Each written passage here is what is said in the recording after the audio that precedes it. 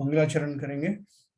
ओम नमः सिद्धेभ्याः जय श्री ओम नमः सिद्धेभ्याः जय श्री ओम नमः सिद्धेभ्याः। मंगलम भगवान वीरो मंगलम गौतमो गणी मंगलम कुंद कुंदाद्यो जैन धर्मोस्तु मंगलम सर्वमंगल मांगल्यम सर्व कल्याण कारकम प्रधानम सर्वधर्माणां जैनम जयतु शासनम जैनम जयतु शासनम जैनम जयतु शासनम। कुछ तो हमारी परमात्म प्रकाश नाम का ग्रंथ चल रहा है, अद्भुत ग्रंथ जो श्रीमद् योगेंद्र देव द्वारा रचित है और हम सिद्धों के स्वरूप में निरंतर आगे उनको समझते हुए बढ़ रहे हैं आगे। कल हमने जो सिद्धों के जो 8 गुण हैं वो किन कर्मों के अभाव से वो प्रकट होते हैं, ये हमने विस्तार से पढ़ा था। तो इसका जो इसमें जो 61 नंबर दुआ में जो चीज आती है वो भी अपन पढ़ चुके हैं। फिर भी एक करसरी नजर से मैं आपको ये बता देता हूँ फिर से कि सिद्धों के ये 8 मूल गुण होते हैं। 8 कर्मों सहित होने के कारण जीव संसार में भ्रमण करता रहता है और जैसे ही 8वां कर्म नष्ट हो जाते हैं जीव के ये 8 गुण प्रकट हो जाते हैं और वह सिद्ध गति को प्राप्त कर लेता है। जैसा अपन ने इसमें जैन धर्म जानिए में पढ़ा था, इन 8 गुणों का विवरण हमने पढ़ा था। कौन कौन से गुण थे वो? शायिक सम्यक, अनंत ज्ञान, अनंत दर्शन, अनंत वीर, है ना, ये हमने पढ़े थे। जो मुनि कर्म के जाने के बाद में शायिक सम्यक प्रकट होता है और उसके फलस्वरूप अनंत सुख आदि भी जो उसी में समाहित हो जाते हैं। फिर हमने जो अनंत ज्ञान जो है ज्ञानावर्णी कर्म के जाने के बाद, अनंत दर्शन ज्ञाना दर्शनावर्णी के जाने के बाद, अनंत वीर जो है अंतराय कर्म के जाने के बाद, सूक्ष्मत्व हमने नाम कर्म की एब्सेंस में प्राप्त किया। आयु कर्म के जाने से अवगाहनत्व प्रकट हुआ, आत्मा में ऐसे गुण प्रकट हुए। अगुरु लघुत्व यानी गोत्र हमारे उच्च नीच वाले जो है वो सब समाप्त हो गए, ना कोई अगुरु ना लघु, सारे सिद्ध एक समान। और अव्याबाधत के की प्राप्ति हमने की जब वेदनी कर्म चला गया, जिसमें साता असाता दोनों तरह की आकुलता समाप्त हो गई और जो जिसमें काल की अपेक्षा भी सुख जो है दीर्घ काल तक, अनंत काल तक हमेशा के लिए रहने वाला, ऐसा अव्याबाधत्व जिसमें कोई बाधा ना हो, ऐसा गुण हमें प्राप्त हुआ और निरंतर सुख जो है वो प्राप्त करते रहते हैं सिद्ध भगवान।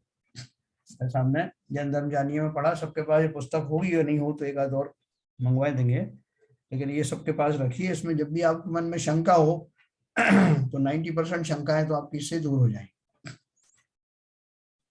तो अब मैं आपको ये दोबारा रिपीट नहीं करता 61 नंबर का, 62 पे हम चलेंगे आज।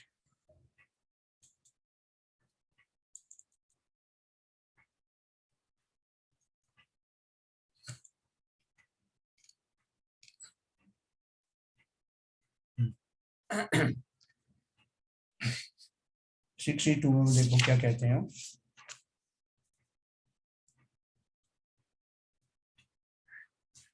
विषय कसाय रंग यह ते अनुया लगंती जीव पय सह मोही है ते जिण कम बढ़ंती।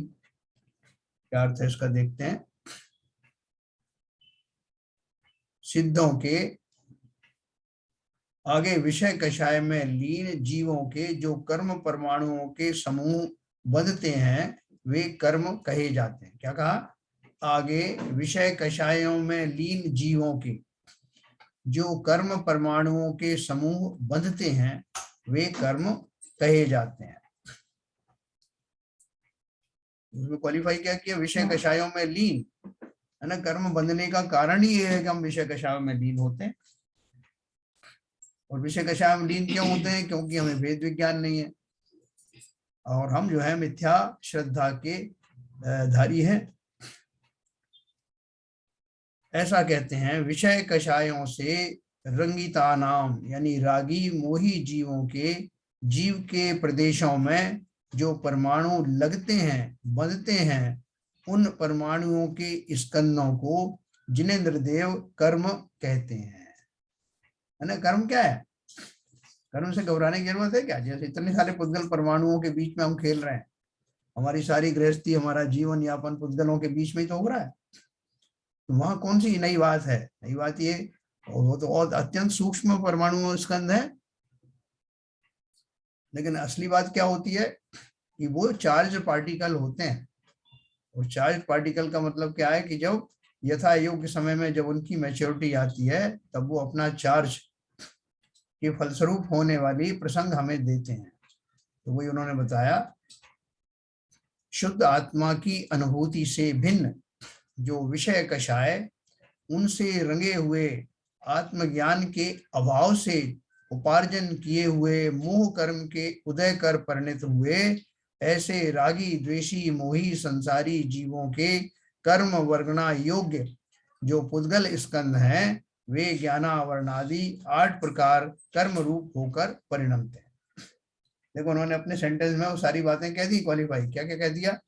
शुद्ध आत्मा की अनुभूति से भिन्न, क्या है भिन्न? जो विषय कषाय, विषय कषाय कैसे हैं? वो शुद्ध अनुभूति से भिन्न है। और उनसे रंगे हुए और आत्मज्ञान के अभाव से, है ना, विषय कषाय से रंगे हुए और आत्मज्ञान से रहित होने के कारण हमारा जो मोह आदि है वो प्रकट रहता है, और उसके फलस्वरूप ये रागी द्वेषी पना हमें रहता है संसारी जीवों को। इस अपेक्षा से वो 8 कर्म, ज्ञानावरणादि 8 कर्म संसारी जीवों को निरंतर प्राप्त होते रहते हैं। जैसे तेल से शरीर चिकना होता है और धूल लगकर मैल रूप होकर परिणमती है, वैसे ही रागी द्वेषी मोही जीवों के विषय कषाय दशा में उद्गल वर्णा कर्म रूप होकर परिणमती है। बताते ना कि जितना, जैसे आपने तेल लगा के कोई पहलवान खड़ा हुआ है तो उसके शरीर में व्यायामशाला में वो कुछ व्यायाम कर रहा है, जो धूल उड़ रही है, पहले की व्यायामशाला है, अभी वाला जिम नहीं है, तो वो सारी जो धूल है स्निग्धता के कारण शरीर में विशेष रूप से चिपटती है। ऐसे ही जो रागी द्वेषी जीव हैं, जिनका जितना अनुपात में राग द्वेष होगा उतना ही कर्म रूपी धूल उनसे चिपटेगी, अर्थात बंद होगा। जो कर्मों का उपार्जन करते हैं वही जब वीतराग निर्विकल्प समाधि के समय कर्मों का क्षय करते हैं तब आराधना योग्य है, यह तात्पर्य हुआ। वाल्मीकि मुनि थे ना, वाल्मीकि क्या बताया वैष्णवों में, तो क्या बताया कि वो तो डाकू थे, तब लोग सब उनका तिरस्कार करते थे। इतने तीव्र जो है द्वेष आदि गुणों से भरपूर थे, वो लोगों को मार डालते थे धन की लालच में। और जब उन्हें पूछा गया, किसी संत ने उनसे कहा कि पूछ के तो आओ, ये जितने अपराध कर रहे हो किसके लिए कर रहे हो? बोले परिवार के लिए। बोले परिवार से पूछ के आओ कि वो इसमें शामिल है क्या। तो उन्होंने बोला यहाँ से जाना नहीं तुम जब तक मैं पूछ के नहीं आता। तो साधु ने कहा कि हम साधु हैं, जो बात कह देते हैं उससे पीछे नहीं हटते, हम यहीं खड़े हुए हैं। तो पूछने गया, पास में ही घर था, तो उन्होंने क्या कहा, हमें नहीं मालूम कि तुम क्या काम करते हो, तुम्हारा फर्ज है हमारा पालन करना। तुम कैसे धन लाते हो? वो जो अल्लाह पाप से लाते हैं, तो पाप में तो हम सहभागी नहीं। सारे परिवारजनों ने मना कर दिया। उसको पसीने आ गए कि मेरा पूरा जीवन निकाल दिया इस पाप कर्मों में, और ये सब तो उन्होंने उसको शामिल होने से मना कर रहे हैं। उसी समय उनको वैराग्य हो गया। वैराग्य होने से वो वाल्मीकि ऋषि बन गए। ऐसे प्रसिद्ध ऋषि बने, इनकी चर्चा जो है वहां पर वैष्णव धर्म में विशेष रूप से की जाती। तो फिर वो आराध्य हो गए। यही उन्होंने कहा ना, जो कर्मों का उपार्जन करते हैं वही जब वीतराग निर्विकल्प समाधि के समय कर्मों का क्षय करते हैं तब आराधने योग्य हो जाते हैं। यह तात्पर्य हुआ। मतलब इसलिए हमें घबराने की जरूरत नहीं है। हमारी वर्तमान भूमिका में हम जो कुछ भी है, सारे ही जीव जो सिद्ध हो गए वो सब भी इन्हीं भूमिकाओं से होकर के गए हैं। यह तात्पर्य हुआ। इस प्रकार कर्म स्वरूप के कथन की मुख्यता से 4 दोहे कहे। आगे 5 इंद्रिय मन समस्त विभाव और 4 गति के दुख, ये सब शुद्ध निश्चय न कर कर्म से उपजे हैं, जीव के नहीं हैं। यह अभिप्राय मन में रखकर दोहा सूत्र कहते हैं। 63 नंबर का दोहा पढ़ते हैं। पंचवीन्द्रिय अण्णु मणु अण्णु विषयल विभाव, जीवय कम्मई जणिय जिये अण्णु विचौ गई ताव। क्या अर्थ हुआ इसका? पांचों ही इंद्रियां भिन्न हैं, मन और रागादि सब विभाव परिणाम अन्य हैं, तथा चारों गतियों के दुख भी अन्य हैं। हे जीव, ये सब जीवों के कर्मों कर उपजे हैं। किससे उपजे हैं? जीवों के कर्मों से। जीव से भिन्न है ऐसा जान।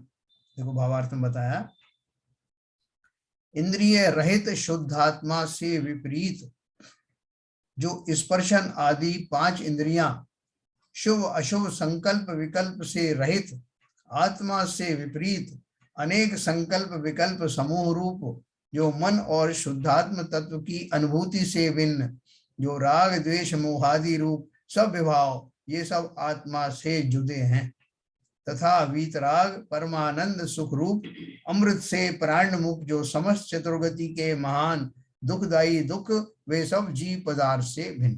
देखो अपन क्या करते हैं आजकल की शैली में, अपन क्या करते हैं कि पहले तो जो है अपन इंद्रियों को और विषयों को खोटा बताते, फिर आत्मा के जो गुणों को अच्छा बता देते। लेकिन उन्होंने देखो क्या प्रयोग किया है, एक ही सेंटेंस में कौन सी विपरीत चीजें हैं, कौन सी आत्म से आत्मज्ञान से विपरीत हैं और कौन सी है वो विषय कषाय बढ़ाने वाली। इन्होंने वहीं पे उसका प्रयोग कर दिया, इससे विपरीत ये, इससे विपरीत ये। तो कहने का अर्थ क्या है कि जो 5 स्पर्शन इंद्रियां आदि हैं वो शुभ अशुभ संकल्प विकल्प वाली हैं, उन्हीं से संकल्प विकल्प आदि होते हैं। मोह आदि की उत्पत्ति भी जो है उन्हीं विषय कषायों के कारण होती है।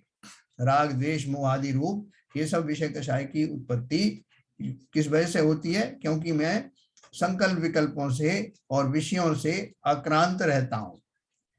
तो बोल रहे हैं कि जब ये सारे जो भाव हैं वो विभाव हैं, एक भी भाव इसमें स्वाभाविक भाव नहीं है।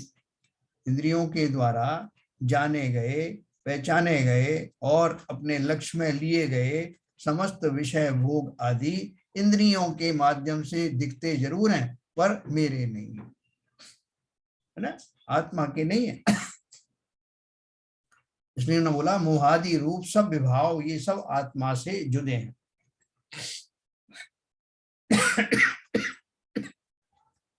तथा वीतराग परमानंद सुखरूप अमृत से प्राणमुक्त जो समस्त चतुर्गति के महान दुखदायी दुख हैं वे सब जीव पदार्थ से भिन्न हैं। इसका अर्थ क्या है कि दुख तो है ही लेकिन जीव के नहीं है। ये सारे जो दुख हैं जीव में विकिंचित भी नहीं है। तो फिर क्या फर्क, क्या हुआ? क्या हुआ ये कि ये जैसे ही जीव पर भावों में गया, विभाव भाव में गया, इंद्रिय सुखों की तरफ गया, वैसे ही उसका जो सुख रूपी गुण था वो धूमिल हो गया, अस्पष्ट हो गया, दिखाई नहीं दे रहा है और जीव ऐसा महसूस कर रहा है कि मैं दुखी हूं। तो बोले जीव के अंदर दुख नहीं है, दुख तो इन भावों में था, वो भाव मैंने अपना लिए इसलिए मैं दुखी कहला रहा हूं, दुखी अपने आप को मान रहा हूं। तो इसलिए उन्होंने क्या लिखा, ये सभी अशुद्ध निश्चय न कर आत्मज्ञान के अभाव से उपार्जन किए हुए कर्मों से जीव के उत्पन्न हुए, है ना, वरना नहीं होते। जैसे अगर वो तेल नहीं लगाता वो पहलवान तो वो धूल के कणों से नहीं चिपटते, उसी प्रकार विषयादि सुखों रूपी तेल से जितना जितना मैं ग्रसित होऊंगा उतना उतना सुख रूपी गुण मुझसे दूर रहेगा, है ना। इसलिए ये सब अपने नहीं है। क्या बोला ऊपर की लाइन में, क्या लिखा, ये सभी अशुद्ध निश्चय न कर आत्मज्ञान के अभाव से उपार्जन किए हुए कर्मों से जीव के ही उत्पन्न हुए हैं। उत्पन्न किसको हुए? जीव को ही हुए हैं। लेकिन किस वजह से हुए? अशुद्ध निश्चय न कर आत्मज्ञान के अभाव से। अशुद्ध निश्चय क्या हुआ? निश्चय से अपन सब जानते ना कि हम सब जीव आत्मा है और आत्मा की वो जो शक्ति रूपी जो शुद्ध अवस्था है उसका धारी हूं। लेकिन वर्तमान में इस पर्याय में रागादि द्वेषों से भरे होने के कारण वो निश्चय न मेरा प्रकट अभी नहीं हुआ है, इसलिए मैं शुद्ध ना होकर के अशुद्ध, उस अपेक्षा से अशुद्ध ही हूं। ऐसा वो अशुद्ध निश्चय न है जिसकी अपेक्षा से मैं अशुद्ध हूं, रागादि से भरा हुआ हूं वर्तमान पर्याय में। साथ में शक्ति रूप से मेरा अशुद्ध पर्याय भी विद्यमान है। ये चीजें बता रहे हैं कि इसलिए ये सब अपने नहीं है, कर्म जनित हैं। समय सार में भी ऐसे बताया। क्या बताया कि घबराओ मत, ये सब जो आ गए हैं जो कर्म आदि, और इनके थोक के भाव में अपन को डराया भी जाता है। भाई साहब 70 कोड़ा कोड़ी सागर वाले कितने कर्म पड़े हुए हैं और वो निरंतर हम फिर से नए नए उनको ग्रहण करते चले जा रहे हैं। अपन घबरा जाते हैं कि कैसे निकलेंगे इससे। तो उन्होंने उनसे कहा कि घबराओ नहीं, क्योंकि ये तुम्हारी प्रॉपर्टी नहीं है। वैसे भी ये सब निकल जाने वाले हैं। तो निकल जाने वाले कैसे हैं? जैसे तेल में चिपक गई है धूल तो फिर उसको विशेष प्रयत्नों से हटाया जाता है, सामान्य पानी से धोने से भी जाते नहीं, तो साबुन लगाना पड़ता है, जो भी लगाना पड़ता है। उसी प्रकार से विशेष विशेष प्रकार के कर्मों से निवृत्त होने की विधि भी हमें सिखाई गई है, शास्त्रों में बताई गई। जैसे कोई रोगी है, अभी रोगी को जैसे बहुत सर्दी जुकाम खांसी हो रहा है तो उसको दवाई भी दी जाती है और पथ्य अपथ्य के बारे में भी बताया जाता है। वैसा जब तक ये रोग दूर नहीं होता तब तक ये चीज नहीं खानी है, ये चीज खानी है और साथ में दवाई खानी है। उसी तरह से हम भी बीमार है ना, हम ये संसार रोग से ग्रस्त हैं। इसको निकालने के लिए उन्होंने क्या कहा, ज्ञानियों ने क्या कहा कि जो तुम्हें ये विषय का ये रोग लग गया है, विषय कषायों का, इनसे तुम्हें निवृत्त होने के लिए कुछ काल तक क्यों कहा ये बताऊंगा मैं आपको। कुछ काल तक ये राग द्वेष के परिणामों से रहित रहना और शास्त्र आदि, स्वाध्याय आदि, अरंतों की शरण आदि, ये सब औषधि का सेवन करना। उतने काल तक नियम संयम के द्वारा ये राग आदि विषय कषायों में जाने से बचना। तो मुझे बता दिया। और करना क्या है? ये आराधना करना है। किनकी शरण में जाना? देवों की, ये मेरी औषधि है। चिंतन आदि करना ये औषधि। तो ये दोनों चीजें जब करोगे तो क्या हो जाएगा? मेरे वो रोग निकल जाएंगे और धीरे धीरे करके, अभी जिस किसी को जो है स्वस्थ भोजन की आदत हो जाए, जैसे अब जो आप मसाले वाले भोजन करते थे, ये मत किया करो, इनसे फिर कभी अस्वस्थ हो जाओगे। तो उनको बोला इस बार तो श्री गुरु आपके सामने खड़े शास्त्रादि के माध्यम से उपदेश दे रहे हैं कि क्या तुम्हें क्या क्या वर्जित है। आगे बार बार उनके आने की जरूरत नहीं, तुम खुद समझ गए हो कि कौन सा पथ्य है, कौन सा अपथ्य है ना, कौन सी चीज मुझे नहीं सेवन करनी है, कौन कौन से राग आदि जो है मेरे मार्ग में आ जाते हैं। तो ऐसा करते करते मेरी आदत ही पड़ गई कि अब मैं स्वस्थ हेल्दी फूड जिसे कहते हैं ना, उसी का सेवन करूं। अब मन ही नहीं होता, तो हेल्दी फूड क्या की आदत पड़ जाती है। इसलिए उन्होंने कहा पांचों इंद्रियों को आदि लेकर सब विकल्प जाल हैं, वे तो त्यागने योग्य हैं। उससे विपरीत पांच इंद्रियों के विषयों की अभिलाषा को आदि लेकर, मतलब वहां से शुरू करके सब विकल्प जालों से रहित अपना शुद्धात्म तत्व वही परम समाधि के समय साक्षात उपादेय है। यह तात्पर्य जानना। ये हमारा रोग ऐसा नहीं है, हम ऐसा अफोर्ड नहीं कर सकते कि साहब अभी निकल गया मेरा जुकाम सर्दी निकल गया, अब तो खाओ ना आइसक्रीम और दही, तो फिर पड़ जाओगे बीमार। ऐसे जब जब मैं उन राग देशों से किंचित भी थोड़ा सा भी कमी आती है, मैं अपने आप में ही बहुत सुखी महसूस करने लगता हूँ। और वो सुख जो है इंडिकेशन है इस बात का, मैं अब अपनी लाइफ स्टाइल इसी तरह से जीता रहा हूँ। पहले वाली लाइफ स्टाइल मुझे बहुत दुखी करती रही है और तब मुझे कोई बताने वाला नहीं था, अब बताने वाले आ गए आचार्य, ठीक है ना। तो ये ध्यान रखना, ये कर्मों से घबराना भी नहीं, साहस के साथ लड़ना और फिर से ऐसी गलतियां ना करना जिससे ये कर्म फिर से हमारे ऊपर हावी हो जाए। दुआ नंबर 64 पढ़ेंगे।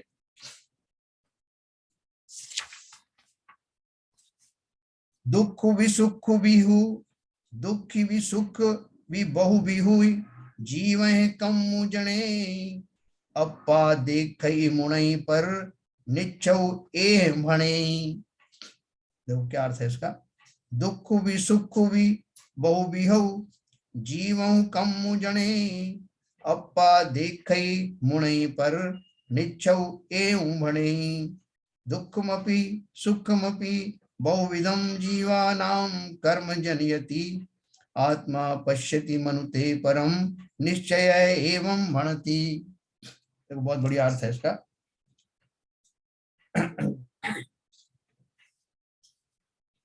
आगे सब जीवों की, आगे संसार, ये देखो 63-64 नंबर, आगे संसार के सब सुख दुख शुद्ध निश्चय नय से शुभ अशुभ कर्मों कर उत्पन्न होते हैं। संसार के सब सुख दुख किससे उत्पन्न होते हैं? शुद्ध निश्चय नय से शुभ अशुभ कर्मों कर उत्पन्न होते हैं, अर्थात वास्तव में ऐसा ही है और कर्मों को ही उपजाते हैं, जीवों के नहीं, ऐसा कहते हैं। देखो ये बहुत विचित्र बात है। संसार के सब सुख दुख शुद्ध निश्चय नय से शुभ अशुभ कर्मों कर उत्पन्न होते हैं, अर्थात शुभ और अशुभ कर्मों के द्वारा ही ये सुख दुख उत्पन्न होते हैं और कर्मों को ही उपजाते हैं, जीव के नहीं, ऐसा कहते हैं। ये सुख दुख जो है वो क्या करते हैं? सुख दुख का उपार्जन करने वाला कौन है? ये कर्म है, और वो कर्मों को ही बढ़ाते रहते हैं, जीव का क्या बिगाड़ लेते हैं। ऐसा कहते हैं जीवों के अनेक तरह के दुख और सुख दोनों ही कर्म ही उपजाता है। जो सुख और दुख होते हैं वो कर्मों के कारण से इस तरह का के प्रसंग आते हैं, और आत्मा उपयोगमयी होने से देखता है और केवल जानता है। इस प्रकार निश्चय नय कहता है, अर्थात निश्चय नय पने से भगवान ने ऐसा कहा है। निश्चय नय से देखो ये बहुत विचित्र बात लगेगी आपको। क्या बोल रहे हैं कि सुख और दुख दोनों ही उनका उत्पन्न करने वाला कर्म ही है, जीव ने उनको उत्पन्न नहीं किया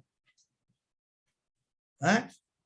तो इसका अर्थ क्या हुआ कि जीव का वो जो शुद्ध भाव है, जो शुद्ध दशा है, शक्ति रूप से जो उसका शुद्ध चैतन्यपना है, वो किसी दुख सुख को लाके खड़ा नहीं कर सकता, करता ही नहीं है, क्योंकि शुद्ध है ना। वो शुद्ध कौन सी अशुद्धि लाएगा?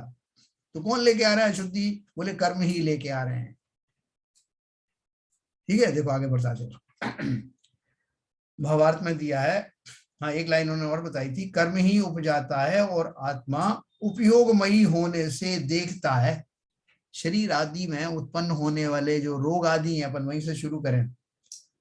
रोग आदि की जो दशा है, वो शरीर रोगी हो गया, शरीर में बहुत ज्यादा ऐसे जो परिवर्तन हो गए जो कि देखे नहीं जाते, बहुत दर्द हो रहा है, बहुत बुखार चढ़ रहा है, ये सब शरीर को इसका पता नहीं है। शरीर में प्रकट हो रहे हैं लेकिन शरीर नहीं जानता। कौन जानता है? जानता तो मैं हूं, क्योंकि मैं जब वहां अपना ध्यान ले जाता हूं, उपयोग लगाता हूं, तो मुझे मालूम पड़ता है कि अरे ये मेरा पड़ोसी बीमार है ना, और मैं उस बीमार से जुड़ जाता हूं। देखो हमारे बगल में पड़ोसी हो, कोई उसको बीमारी हो जाए तो अपन उसको बाकी सब तो कर देंगे, भाई साहब जल्दी ठीक हो जाओ, दवाई बता देंगे, डॉक्टर बता देंगे, तो और थोड़ा उसके सामने अपनी सांत्वना भी प्रकट करेंगे। लेकिन क्या हम उसके दुख को अपने ऊपर ले सकते हैं? ले ही नहीं सकते, चाह कर भी नहीं ले सकते। लेकिन अगर आप उसमें, आपका बेटा है, सगा बेटा है घर का, और वो मेंबर है, तो आपको दुख का परिमाण बढ़ जाता है, और कई बार आपको ऐसा लगता है जैसे आपको ही हो रहा है वो सब कुछ। तो ये ऐसा फर्क क्यों पड़ता है? क्योंकि पड़ोसी को आप पड़ोसी की तरह समझते हो, बाकी मेंबर्स को ये मेरे ही हैं ऐसा मानते हो, तो आपका दुख का परिमाण बढ़ जाता है। और बहुत ही क्लोज हो, आपकी बेटी हो, पत्नी हो, भाई हो, बहुत क्लोज हो, तो अपने को और उसी हिसाब से प्रोपोर्शनेटली दुख बढ़ जाता है। जितना जितना अपनत्व मैं महसूस करूंगा उतना उतना दुख मुझे महसूस होगा, और पड़ोसी की तरह उनको रखूंगा तो बस इतना ही रहेगा कि वैसा शरीर मेरा पड़ोसी है ना, तो पड़ोसी दुखी रहता है। किस कारण से रहता है? हम जो अपने पड़ोसी को शिक्षा भी दे आते हैं, यार तुम हर कभी बीमार पड़ जाते, तुम ऐसी चीजें क्यों खाते हो, ये मत खाया करो, वो मत खाया करो, या घूमने जाया करो, 10 तरह की अपन सलाह बिना मांगे दे आते, लेकिन उससे दुखी नहीं होते। उसी तरह से जो ज्ञानी है उन्होंने उस शरीर को अपना पड़ोसी ही माना है, और ये भी जाना है कि ये पड़ोसी मेरा दुखी किस वजह से है, इसने क्या पथ्य का सेवन किया, क्या आपत्ति का सेवन किया, इसने कैसी विचारधाराएं रखी, कैसा जीवन जिया, क्या स्टाइल ऑफ लाइफ थी इसकी, इसके कारण ये दुखी हुआ। मैं दूर खड़ा हुआ देखता रहता हूँ और जानता रहता हूँ कि ये क्यों दुखी है, लेकिन मैं उस प्रोसेस में दुखी नहीं होता, क्योंकि मैंने उसे पड़ोसी माना। तो इसलिए उन्होंने लिखा कि मैंने उपार्जन नहीं किया इसको, लेकिन फिर भी मैं जानता हूं दुख और सुख दोनों ही कर्म ही उपजाता है, और आत्मा उपयोगमयी होने से उसे देखता है और केवल जानता है। इस प्रकार निश्चय नय कहता है, अर्थात निश्चय नय से भगवान ने ऐसा कहा। भावार्थ है, आकुलता रहित पारमार्थिक वीतराग सुख से परांडमुख, यानी जो वीतराग सुख से रहित हो गया है, जो संसार के सुख दुख यद्यपि अशुद्ध निश्चय न कर जीव संबंधी है, तो भी शुद्ध निश्चय न कर जीव ने उपजाए नहीं है, इसलिए जीव के नहीं है, कर्म संयोग कर उत्पन्न हुए, और आत्मा तो वीतराग निर्विकल्प समाधि में स्थिर हुआ वस्तु को वस्तु के स्वरूप देखता है, जानता है रागादि रूप नहीं होता, उपयोग रूप है, ज्ञाता दृष्टा है, परम आनंद रूप है। देखो बहुत बढ़िया हो गया ये आपका कि समय सार के 2 बड़े बड़े जो चैप्टर हैं, कर्ता कर्म अधिकार है, उसके पहले पूर्व रंग अधिकार है, उन सब चैप्टर में यही बातें कही गई हैं विस्तार से। ये अभी आप जो समझ लो कि ये आपकी हेडलाइंस हैं, ये जब अपन वहां पढ़ेंगे तो अपना और आनंद आएगा। क्या बता दिया उन्होंने, ये मैंने कई बार आपसे जिक्र किया कि वहां 2 अधिकारों में अलग अलग बातें लिखी। एक अधिकार में क्या लिखा कि भाई साहब ये राग द्वेष आदि किसके खाते के हैं, ये कर्म और राग द्वेष आदि मेरे नहीं। राग द्वेष मेरे नहीं अर्थात क्या है? बोले कि पूतगलों के, यानी विषय कषाय आदि सब पौद्गलिक है ना, और शरीर के माध्यम से होते हैं तो सभी पौद्गलिक हैं। तो बोले कि ये मेरे नहीं है, उद्गल के माध्यम से भले ही आए हूं, उनके तरफ चिंतन के माध्यम से आए हुए हूं, लेकिन ये पौद्गलिक हैं, राग द्वेष भी पौद्गलिक हैं, कर्म भी पौद्गलिक हैं, इसलिए इसमें मेरे खाते में मत डालिए आप। मैंने ना तो इन्हें बनाया है, ना ही मैं इनका मालिकाना हक लेता हूं, मेरी ओनरशिप नहीं है, ये मेरे हैं ही नहीं। पूरा उन्होंने पल्ला छुड़ा दिया पूरे अधिकार में। यहां भी संक्षेप में यही कहा उन्होंने। फिर किसी ने कहा यार कैसी बातें कर रहे हो आप, ये कहाँ उत्पन्न होते हैं, ये क्या मिट्टी में उत्पन्न होते हैं, घास में उत्पन्न होते हैं, पेड़ पे उत्पन्न होते हैं, तुम्हारे अंदर ही उत्पन्न हुए, तुम क्यों नहीं इसकी ओनरशिप लेते हो? तो उन्होंने बोला यस, इस अपेक्षा से हम इसकी ओनरशिप लेते हैं कि मेरे ही कुत्सित भावों के निमित्त से ये राग द्वेष आए हैं, इसलिए मैं इनकी ओनरशिप भी लेता हूं। लेकिन ओनरशिप कैसे ली? संभल के ली कि ये मेरे पार्ट एंड पार्सल नहीं है, ये मेरे खोटे चिंतन के द्वारा सृजित हुए हैं, इनकी रचना हुई है, इसलिए मैं मान सकता हूं। जैसे अपन कहते थे कई बार भाई साहब मैं भूल से ऐसा कर दिया, मैं पूरा ओनरशिप नहीं लेते, मैं तो ऐसे ही करूंगा, ये मेरा स्वभाव, ऐसा नहीं, भूल हो गई। तो हमने एक मान लिया कि ये भूल मेरी ही थी, मैंने ही अपने खोटे भावों द्वारा इनको बुलाया है, इनको इकट्ठा किया है, इसलिए इस अपेक्षा से तो मेरे हैं, लेकिन मेरी जाति के नहीं है, मेरे स्वभाव के नहीं है, इसलिए मेरा इन पर स्वामित्व नहीं। ऐसी दोनों बातें, दोनों संभव है, और संभव है ही। अगर वो मेरे पार्ट पार्सल होते तो शरीर छूटने के बाद भी मुझसे छूटते नहीं, है ना। तो इस तरह से उन्होंने बताया, यहाँ पारमार्थिक सुख से उल्टा जो इंद्रिय जनित संसार का सुख दुख आदि विकल्प समूह है वह त्यागने योग्य है, ऐसा भगवान ने कहा है। यह तात्पर्य है। जो मेरा नहीं है तो अपन कोई चीज ले जाके किसी की दुकान के सामने रख देते हैं, वो कुछ इंतजार कर रहे हैं बस का या किसी चीज का, वो कह रहा है भाई साहब उठाओ इसको यहाँ से, जल्दी उठाओ यहाँ से, मुझे दुकान में दिखाई नहीं देती ग्राहकों को। तो भाई साहब ले जाएंगे यार, 2 मिनट तो रुको आप। तो बोले क्यों 2 मिनट क्यों रुके? बोले ये सामान मेरा भी नहीं है, वो कोई रख गया है यहाँ पे, मुझे बोल गया कि आप देखते रहना, तो मैं देख रहा हूँ, अब वो आ जाएगा तो वो उठा ले जाएगा, या मैं ये किसका दूंगा, आप क्यों परेशान हो रहे? अर्थात वो सामान मेरा है भी और मेरा नहीं भी है। मेरा इस अपेक्षा से कि किसी ने मुझे एक जिम्मेदारी सौंप दिया है, मेरा इसलिए नहीं है कि मेरा कोई स्वामित्व नहीं। ऐसे ही ये राग द्वेष आदि मेरे बिल्कुल नहीं है, इसलिए निर्भर रहना, घबराने की जरूरत नहीं है, ये सब छूट जाने वाले हैं। और घबरा थोड़ा बहुत इसलिए रहा हूं कि कब ये जिम्मेदारी हटेगी, कब निर्भर हो जाऊंगा, पूर्णतः निर्भर। अंदर से तो अभी भी जान रहा हूं कि मेरे नहीं, लेकिन फिर भी मुझसे लगे हुए ना, अभी तो जिम्मेवारी मेरी है इनको हटाने की।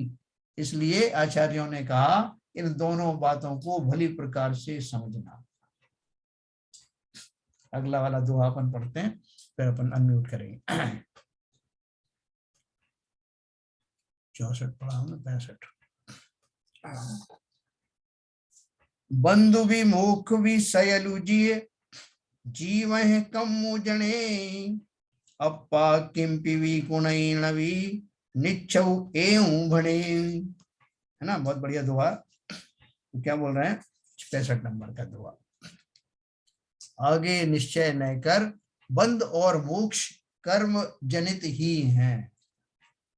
क्या बताया? बंध और मोक्ष दोनों ही कर्म जनित हैं। कैसे हैं? कर्म के योग से बंध और कर्म के वियोग से मोक्ष है, ऐसा कहते हैं। अपन ने 7 तत्वों के बारे में पढ़ा ना। 7 तत्वों में एक जीव तत्व है, दूसरा अजीव तत्व। बाकी क्या है? बाकी इनके कॉम्बिनेशन और डिसकॉम्बिनेशन ही है। इनका संयोग वियोग से बाकी के 5 तत्व बने हैं, है ना। जीव मैं हूं, अजीव ये पुद्गल आदि सब है। और इनके संयोग से जब मैं भाव करता हूं तो क्या करता हूं? जीव अजीव आश्रव, कर्मों का आश्रव करता हूं, वो कर्म बंध को प्राप्त हो जाते हैं। यहाँ तक तो संयोग हुआ, फिर मैं उनको रोक देता हूं संवर के द्वारा, तो उनका ये आना जाना रुक जाता है, आना रुक जाता है, जाना तो अभी होगा। तो बंद हो गया, बंद के बाद में फिर संवर हो गया, और संवर के बाद में फिर अब मुझे ये समझ में आ चुका था संवर से पहले ही कि ये मैं क्या कर रहा हूँ। जैसे मेरे अंदर बहुत रोग बढ़ता जा रहा था, बहुत रोग बढ़ता चला जा रहा था। दिन लोग पूछ रहे थे क्या होता जा रहा है, आप दिन पे दिन दुबले होते जा रहे हो, आपकी शकल सूरत से लग रहा है कि आप घोर बीमार हैं। तो मैंने रिव्यू किया ही नहीं कि इस कारण क्या था। फिर मैंने अपना पूरी दैनिकचर्या देखी, मैं क्या खा रहा हूँ, क्या पी रहा हूँ, कैसा सो रहा हूँ, कैसा बैठ रहा हूँ, किस तरह का आचरण कर रहा हूँ। तुरंत प्रभाव से मैंने उसमें ब्रेक लगा दिया। तो मुझे समझ में आ गया कि मेरी ये जो लाइफ स्टाइल थी, इसकी वजह से मैं निरंतर रोग की ओर बढ़ रहा था।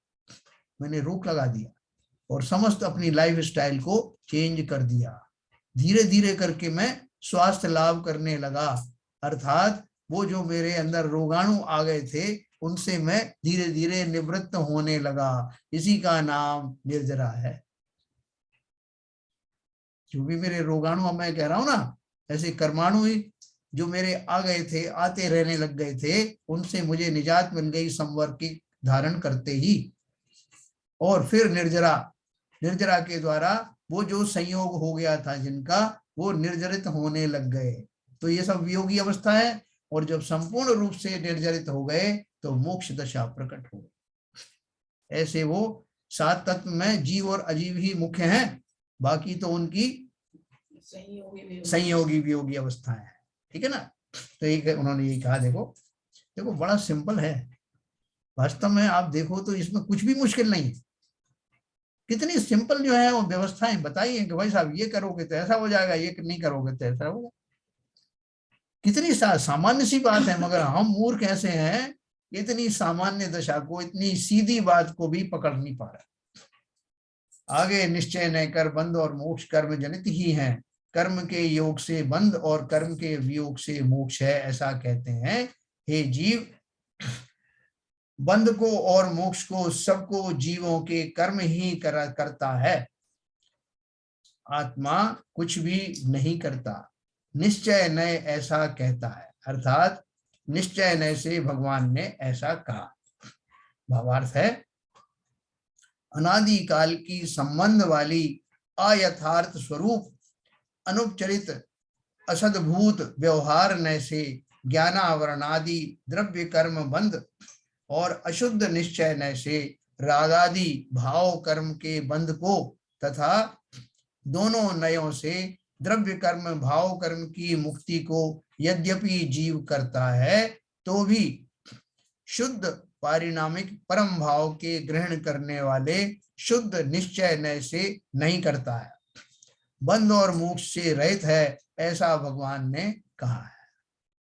देखो ये आपको ये इसमें बीच में जो नए आ गए ना, नए के बारे में बताता हूँ।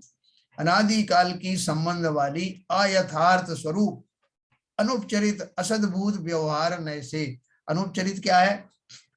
जो कहा नहीं गया है, वास्तव में है। क्या है वास्तव में? ये देह का संबंध जो मुझे मिला है, ये वास्तव में खाली कहने मात्र से नहीं, एक्चुअल में मिला है, तो अनुपचरित हो गया। असद्भूत व्यवहार नहीं से क्यों कहा? मैंने इसको अपना माना है। किस अपेक्षा से माना है? कि ये मुझे अलॉट हुआ है, हालांकि मेरा स्वरूप नहीं है, इसलिए असद्भूत है। और कहा गया है भेद करके, इसलिए व्यवहार न है। इसलिए इस जो शरीर और जो राग द्वेष आदि के बारे में जो बात कही गई है, वो वास्तव में ये ज्ञानावरणादि जो द्रव्य कर्म है, ये सब मेरे हैं नहीं, लेकिन है मेरे पास ही। अशुद्ध निश्चय नय से रागादि भाव कर्म के बंध को तथा दोनों नयों से द्रव्य कर्म भाव कर्म की मुक्ति को। मैं रागी द्वेषी हो लेता जब परिणति होती है जड़ की, है ना। जड़ कर्म घुमाता है मुझको, यह मिथ्या भ्रांति रही मेरी। मैं रागी द्वेषी हो लेता जब परिणति होती है जड़ की। जड़ क्या है? ये कर्म आदि क्या है? ये सब जड़ है। और मैं सोचता हूँ ये जड़ कर्म में इतना हिम्मत कि मुझे घुमा रहा है। भाई उनमें हिम्मत नहीं है, हिम्मत तो मैंने ही डाली है उनके अंदर है। मैं रागी द्वेषी हो जाता हूं, तब वो कर्म जो है सबल हो जाते हैं। ये बहुत अच्छे से समझना इस बात को। तो ऐसे नयों की अपेक्षा से उन्होंने बताया कि मैं शुद्ध निश्चय नय से इन सब कर्मों से अभिन्न से भिन्न हूं। दोनों तरह के कर्मों से। कौन कौन से? भाव कर्म और द्रव्य कर्म। भाव कर्म अर्थात भावों से जो भाव खोटे चलते हैं वो भी मेरे नहीं, क्योंकि वो भी कर्मों के निमित्त से ही उत्पन्न हुए। और जो द्रव्य कर्म है, ज्ञानावरणादि हठ कर्म है, वो भी फिजिकली आने वाले जो कर्म है वो भी मेरे नहीं। तो भाव कर्म द्रव्य कर्म दोनों से रहित मैं शुद्ध जीव हूं, ऐसा शुद्ध नय से जानना। तो भी शुद्ध पारिणामिक भाव परम भाव के ग्रहण करने। पारिणामिक भाव कौन सा है? मेरे जो स्वाभाविक गुण हैं, जो किसी कर्म पर आश्रित नहीं है। ऐसे जीवत्व भाव आदि हैं, भव्यत्व जीवत्व भाव आदि हैं। ऐसे परम पारिणामिक भाव वाला मैं जीव सदा काल ही शुद्ध निश्चय नय से शुद्ध ही हूं। शुद्ध निश्चय नय से नहीं करता है, बंध और मोक्ष से रहित है, ऐसा भगवान ने कहा है। भगवान ने कहा है तुम्हें ना तो बंध होता है ना तुम्हें मोक्ष होता, तुम तो इसी समय मोक्ष वाली स्थिति में ही हो। देखो यहां से लोग भ्रमित हो जाते हैं जब ये बात कही जाती है ना कि तुम तो अभी से सिद्ध समान हो, तो बहुत सारे लोग मान लेते हैं फिजिकली इसी पर्याय में मैं सिद्ध हो गया। तो कहने लगते हैं मैं तो शुद्ध हूँ, मैं बुद्ध हूँ, मैं सिद्ध हूँ, तो मुझे कुछ करना नहीं है। तो उनसे बोलोगे ये सब तुम जो अनर्गल खा रहे हो पी रहे हो ये क्या है? बोले ये मैं थोड़ी खा रहा हूँ, आपने बताया ना कि मैं तो शुद्ध हूँ बुद्ध हूँ, ये तो जो शरीर है वो खा रहा है। बोले आप कुछ नहीं कर रहे? बोले कुछ, हम तो एंजॉय कर रहे हैं। क्या एंजॉय कर रहे हो? बोले जो दशा आपने बताई उसको एंजॉय कर रहे हैं कि मुझे ना कर्म लगते हैं ना मुझे कुछ लगता है, शरीर शरीर का काम करता है, मैं अपना काम करता हूं, मैं आनंद में हूं। ऐसी भ्रांतियां लोग पाल लेते हैं। उनको ये जो नए का जो व्याख्यान दिया ना, वो आपको भी सुनाएंगे बहुत सारे नए, लेकिन नए को स्वयं नहीं समझेंगे। शुद्ध निश्चय नए से शक्ति की अपेक्षा से मैं सिद्ध स्वरूप जरूर हूं, लेकिन वर्तमान में मैं जानता नहीं क्या मैं कितना रागी हूँ, विद्वेषी हूँ, क्या क्या मैं दुर्गुणों का शिकार हूँ, मैं नहीं जानता क्या? मैं भली प्रकार जानता हूं, इसलिए पर्याय में मैं अभी शुद्ध नहीं हुआ हूं। अगर शुद्ध हो जाता तो ये सब प्रयास मुझे क्यों करने पड़ते? तो भली प्रकार जानना, साथ साथ अपनी क्षमता और अपना जो वास्तविक जो गुण है उस स्वरूप को भी समझते जाना। वर्तमान पर्याय में मेरे में क्या खोटापन है वो भी समझना। रोगी व्यक्ति को भी पता है कि निरोगी कैसा होता है। वर्तमान में रोगी उस अवस्था में है, लेकिन उसको निरोगी पर्याय दिखाई दे रही है और निरंतर प्रयत्नशील है कि कब मैं उस पर्याय निरोगी वाली पर्याय में आ जाऊं। ऐसा ही बेटा, बहुत सिंपल चीज है, बहुत सिंपल। तो इसलिए उन्होंने कहा यहाँ जो शुद्ध निश्चय न कर बंध और मोक्ष का करता नहीं, वही शुद्ध आत्मा। कौन सी शुद्ध आत्मा? जो वास्तव में जिसके लिए कहा गया है कि वो बंध और मोक्ष का करता नहीं है, ऐसा वो शुद्ध जीव तत्व मैं ही हूं और उसी के स्वरूप का चिंतन करना वही मेरा उपाधि है। उससे ही तो मैं आऊंगा ना। जैसे मैंने आपको बताया कि रोगी जो है वो निरोगी पर्याय को बार बार चिंतन करता है कि मुझे उस अवस्था तक पहुंचना है। मैंने होली के रंगों के बारे में आपको बताया कि होली के रंग शरीर पर लगे होने के बाद भी वो जीव आश्वस्त रहता है कि जरा सा ये ऊपर का मैल हटा और मैं अपना उस स्वरूप में आ जाऊंगा जो मुझे पता है कि मैं कैसा दिखता हूं। इसी तरह की बात है ये। तो वो अपनी उस पर्याय को जो शक्ति रूप से मैं विद्यमान है शुद्ध नय से, उसको पहचान करके बार बार उसका ही चिंतन करना, ये मैल और खोल सब निकल जाने वाले। अब मैं आपको अनम्यूट करूंगा।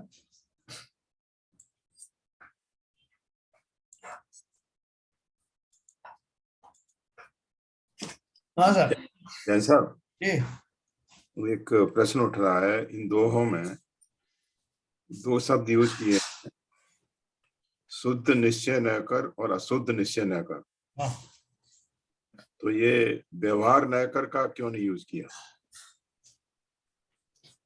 देखो, अशुद्ध निश्चय नय जो है वो इस अपेक्षा से होता है कि है तो बस व्यवहार ही, ये भी व्यवहार ही है। जब हम भेद करके करते हैं तो वो व्यवहार ही है, लेकिन ये थोड़ा सा ऐसा भेद है जो निश्चय की ज्यादा नजदीक है ना, जिसमें मैं शरीर आदि को और भोग आदि जो है जो बाहर से दिख रहे हैं शरीर के माध्यम से हैं, उनको तो जो है बिल्कुल कैलकुलेशन में ला ही नहीं रहा। मैं खाली अपनी जो भाव मेरे जो है उस अपेक्षा से ही मैं अपने आप को समझ रहा हूँ कि मेरा जो चिंतन है वो अशुद्ध है, राग आदि से ग्रसित है। भले ही वो लक्ष्य जो है शरीर आदि का क्यों ना हो, लेकिन मैं अपने चिंतन को अपना भावों तक सीमित करके उसमें शुद्ध निश्चय अशुद्ध निश्चय की बात करता।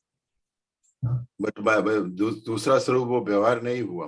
हाँ हाँ, है तो वो व्यवहार नहीं जैसे ही। अशुद्ध निश्चय न कर वो व्यवहार न कर ही हुआ। क्या क्या आप देखोगे आगे जाके तो निश्चय नय के बहुत सारे भेद बताए उन्होंने। निश्चय नय में परम शुद्ध निश्चय नय भी है, एक भाव है, ऐसे करके बताया। लेकिन है ये सब जब जब अब मैं खंड खंड करके किसी बात को करूंगा तो व्यवहार वैसे ही हो जाएगा। अच्छा, वही मतलब मैं कंफर्म करूंगा। ठीक। और बताएं, सबको समझ में आ रहा है? कितना सिंपल काम है ना ये। सिंपल काम है। योगेंद्र देव जी ये बता रहे हैं कि ये जो सब कर्म वर्म है, ये सब जो मतलब उसको जोड़ के नहीं बता रहे हैं, आपकी भ्रांति ही है एक तरीके से।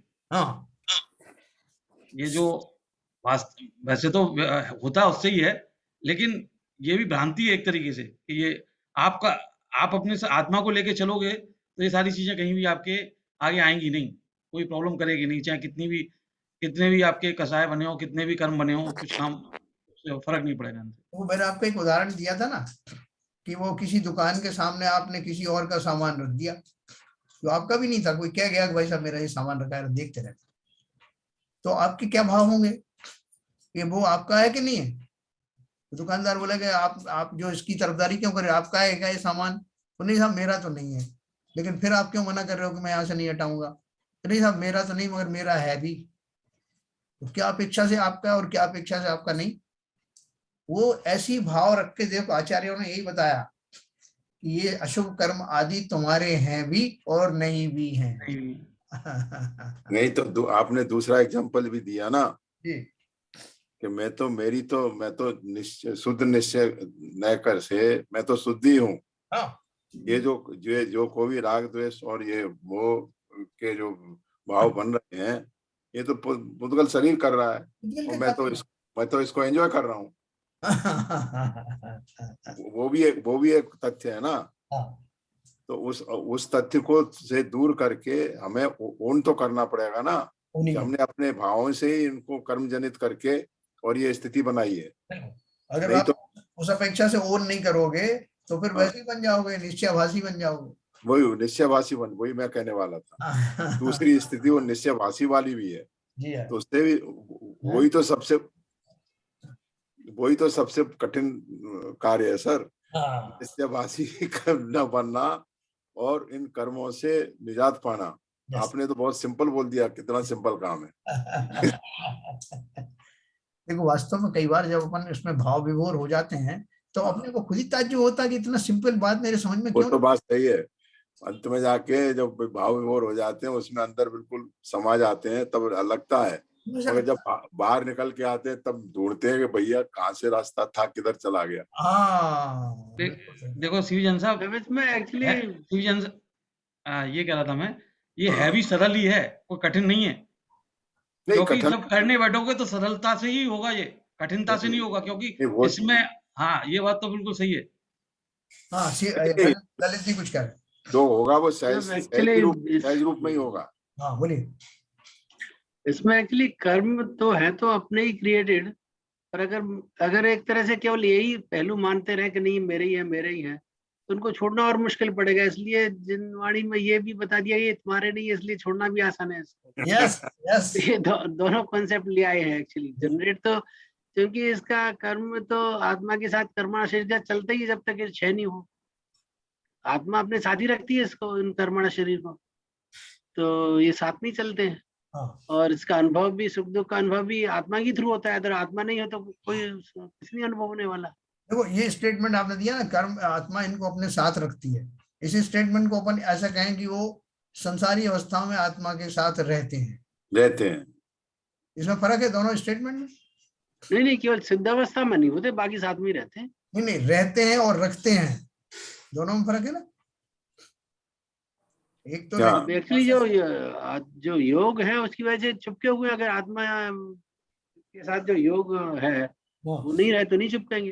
हाँ तो देखो नहीं, आत्मा रखती नहीं है सर। आत्मा इनको रखती है, इसका अर्थ तो ये हो गया कि आत्मा चाहती है उसके साथ रहे। आत्मा रखती नहीं है ना, आत्मा के साथ रहते हैं। अनचाही कंडीशन में वो कंडीशन ऐसी क्रिएट करती है जिसकी वजह से उसके साथ रहना पड़ता है। तो ये अनवांटेड अनडिजायर्ड कंडीशन है। आत्मा को मतलब एक्युमुलेट करना पड़ता है, चाहती तो नहीं आत्मा। हाँ आत्मा नहीं चाहती। और जिनकी जैसे आपके पास कोई आके रहने लग जाए, समझे, और आपको रखना उसको मतलब वो रहना मजबूरी है, मगर वो आपका नहीं है, वो स्थिति है जी। तो देखो ये मेरे ख्याल से सबके समझ में आ रहा होगा, बहुत सिंपल चीज है। खास तौर से इन क्षणों में जब हम किंचित रागों में कमी होती है हमारे, उस समय में अवश्य ही आत्मा की बात समझ में आती है। क्या पदमचंद जी आती कि नहीं आती? पदमचंद जी अनम्यूट करिए। बिल्कुल आती है, लेकिन इतना इजी नहीं है जितना आप बता रहे हैं।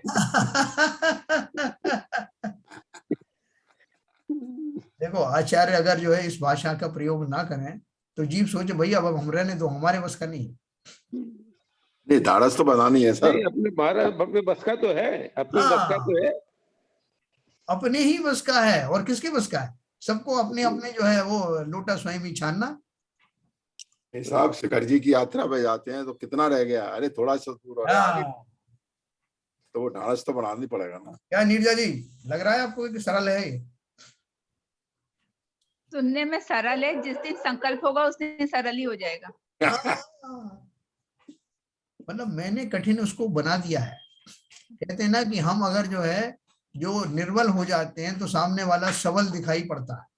जी सही है। जिस क्षण मैं खुद जो हूँ सबल हो जाता हूँ, सब चीजें मुझे निर्बल दिखाई देती हैं। ठीक है सर। इसमें सर इसमें यही हुआ कि सिर्फ संवर और निर्जरा करनी है, तो उसके उपाय भी आगे बताएं क्या कि संवर और निर्जरा के लिए आगे कैसे बढ़ना है? अरे बिल्कुल, संवर निर्जरा को आपको बहुत अच्छी तरह से बताया जाएगा, न केवल इस पुस्तक के माध्यम से, समय सार के माध्यम से, प्रवचन सार के माध्यम से, नियम सार के माध्यम से भली प्रकार हमको ये समझा जाएगा। उसके दो कारण होंगे, दो उसके फायदे होंगे। न केवल वो मार्ग मेरे सामने प्रकट होगा, स्पष्ट होगा, बल्कि जिस काल में मैं वो चर्चा कर रहा हूँगा उस काल में कितने ही कर्म छूट कर चले जाएंगे। ये बताओ साहब, मोक्ष मार्ग प्रोसेस कब उसके दर्शन कब कराओगे? वो भी कराएंगे, चिंता मत करो। वो मेरे ऊपर आपने जिम्मेदारी दी है, यथा योग्य समय में उसका भी आपको मैं दर्शन कराऊंगा। ठीक है सर। तो इस प्रकार से हमारा जो है धीरे धीरे सही हम जा रहे हैं, उसी परमात्मा प्रकाश की ओर जा रहे हैं, क्योंकि हम स्वयं परमात्मा हैं। शक्ति अपेक्षा से तो आज अभी इसी समय, इस समय भी हम परमात्मा ही हैं, और व्यक्ति रूप से जो प्रकट नहीं हो पा रहा है। हाँ क्या सरिता जी? मेरा एक सवाल है, वो संवर क्यों नहीं होता है वालों को? संवर क्यों नहीं होता?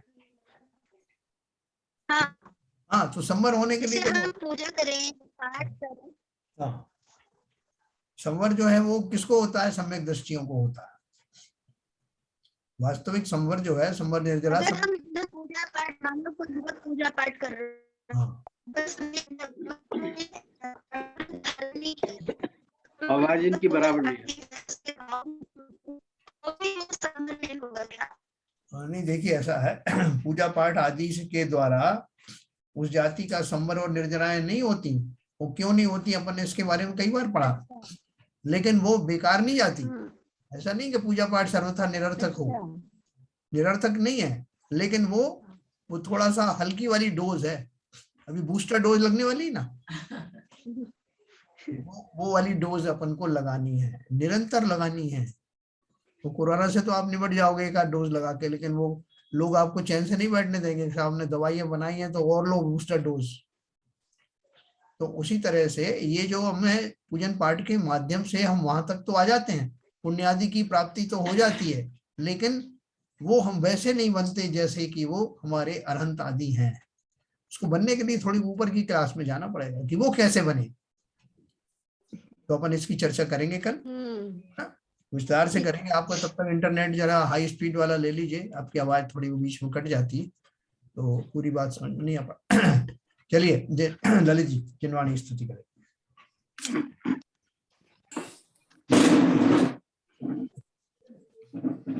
तम नाश वेको ज्ञान के प्रकाश वेको अपर भास वेको भानु सी बखानी है। छो द्रव्य जान वेको बंध वेदी भान वेको सो पर पिछान वेको परम प्रमानी है। अनुभव बताए वेको जीव के जताए वेको काहू न सताए वेको भवे और आनी है। जहाँ तहाँ तार वेको पार के उतार वेको सुख विस्तार वेको यही जिनवाणी है। ये जिनवाणी भारती तो जपू दिन है, जो तेरी शरण गए सो पावे सुख चैन। जिनवाणी के ज्ञान से सूझे लोकालो, सो वाणी मस्तक धरो सदा देते दो, सदा देते दो। जिनवाणी माता की जय।